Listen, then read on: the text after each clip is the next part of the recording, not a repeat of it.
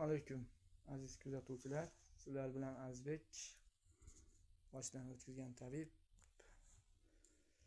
Bugungi kunda yurak va artrit kasallik bilan kurashib, tabiiy yo'l bilan ancha tabiiy qo'shimchalar bilan, ya'ni o'sha dorilarga, tibbiyot dorisiga tabiiy vositalarni qo'shgan holda shifosini, foydasini sezgan hollarda shuni tavsiyalar qilishim mumkin. Yurak va artrit bor bemorlarimizga qo'shimcha ravishda shifokor bilan maslahatlashgan holda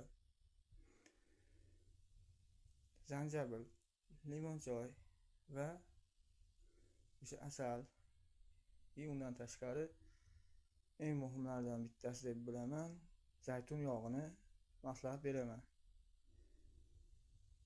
Undan tashqari shu kunlarda gripplar mavsumi juda avj olgan, shunga ham foydasi tegadi.